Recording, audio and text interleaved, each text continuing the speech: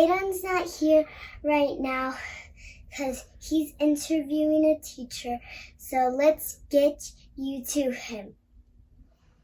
Hey guys, it's me, Bullfire. I'm here today with a special guest, Paola Mian Ayala. She is a teacher in the Chicago public school system. Today I wanted to sit down with her and ask some questions to get a better sense of what effect virtual teaching is having on an actual teacher. Hi, Paola. How are you today?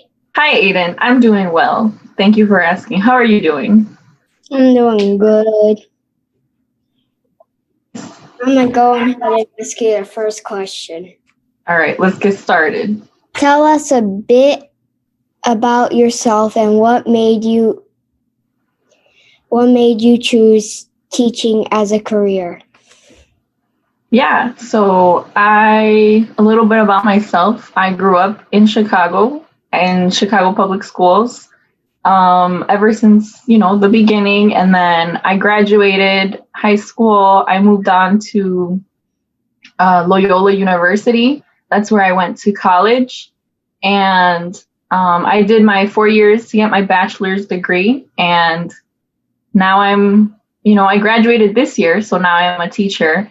But I chose teaching specifically when I was like a freshman in high school. I didn't like the idea of being a teacher before that because I thought it was terrible to want to spend your whole life in school.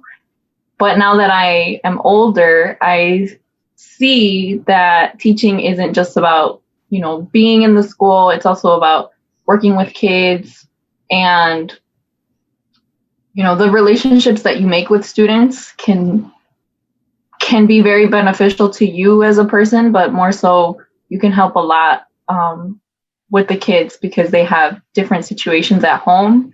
So my original idea to go into teaching was helping people in, whatever way I could. And also I really like English, so I'm an English teacher. But then I kind of saw it a different way as I got older, more like a different type of helping. I understood it. So that's why I decided to be a teacher. Okay, next question.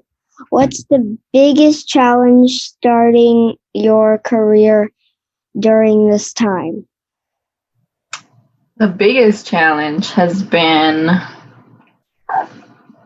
probably just not seeing my students face to face. I don't get to see a lot of their faces during the school day because CPS does not require students to turn on their cameras.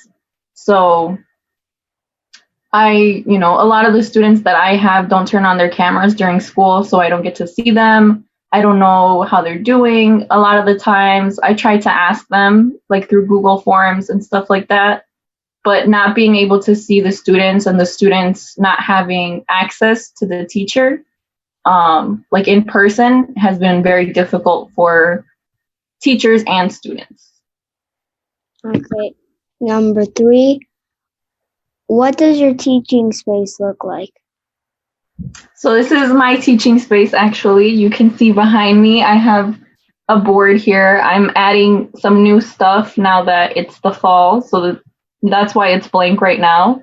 And then the board behind me, I usually just kind of put the date back here because I share it on my screen with students, but then sometimes they forget.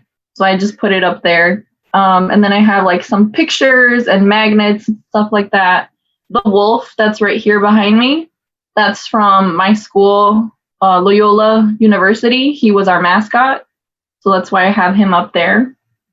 I can't really show you much right now because of the laptop, but on my laptop, I have the laptop on a stand. So I have like little Post-it notes that I keep here with me for when I'm teaching and I have to write down reminders.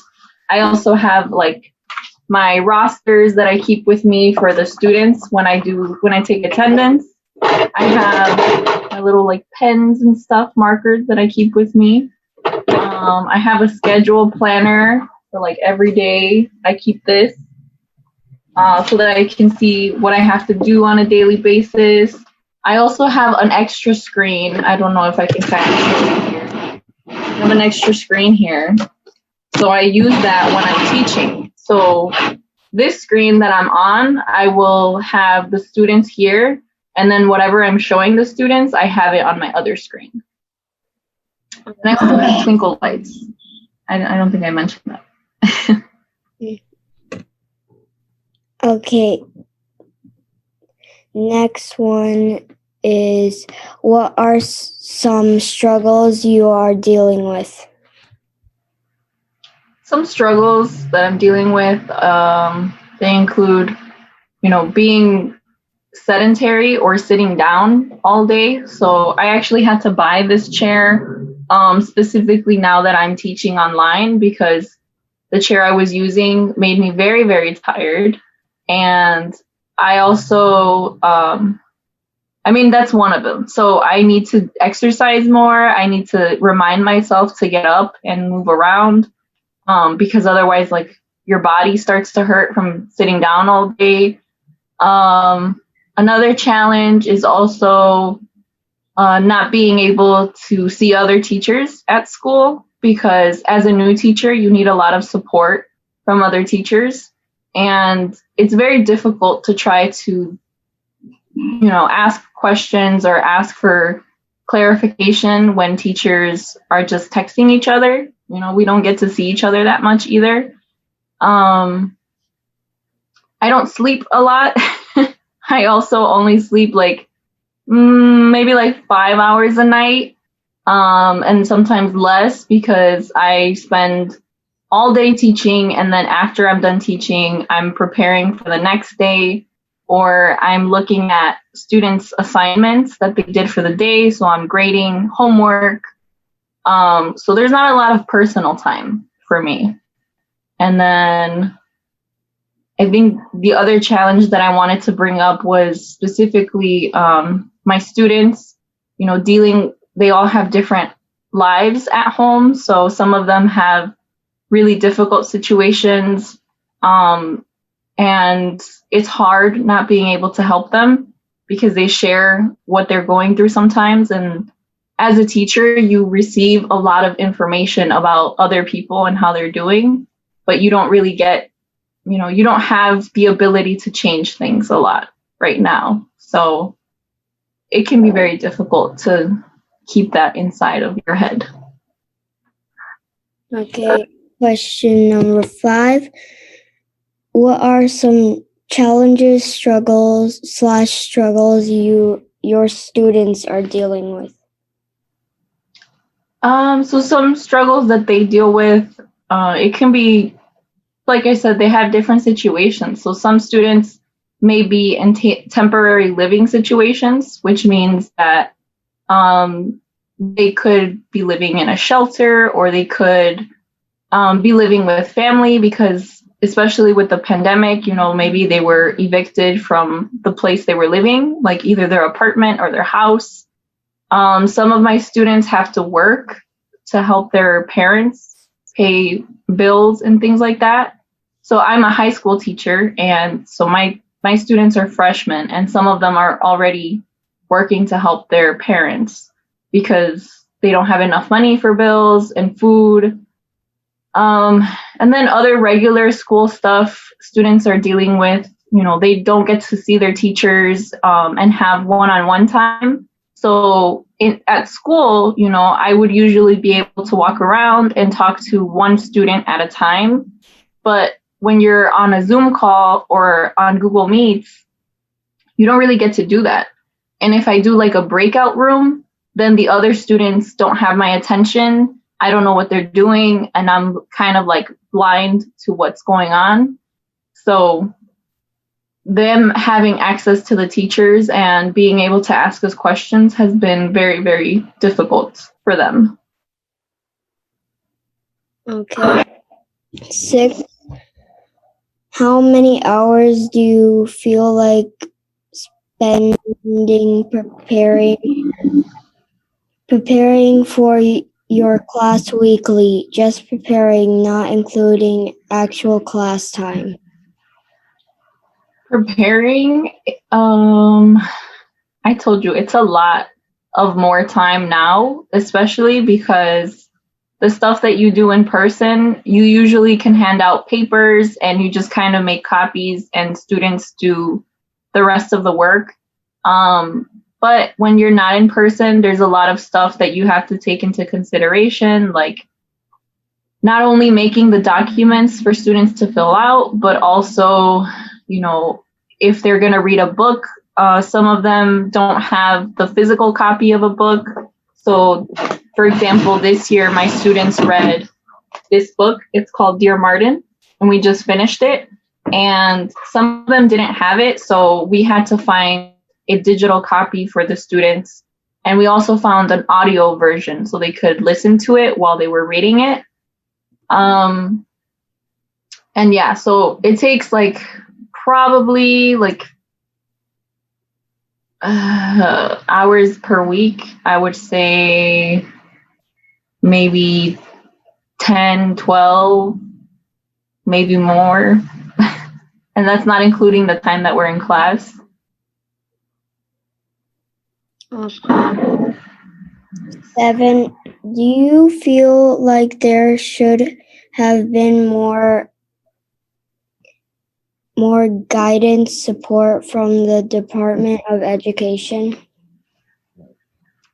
I think there should have been in terms of opening schools, because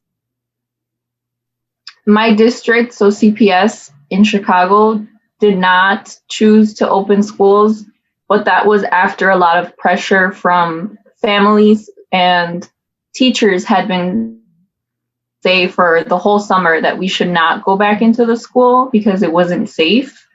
So I think that there should have been more guidance from the Department of Education specifically to say, what is a safe way of opening up schools, and making sure to tell, districts around the country, you can't open up right away because it made a lot of problems, and we saw it on the news. A lot of schools got COVID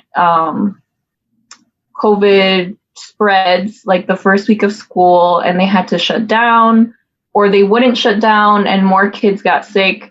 So I do think there should have been more guidance.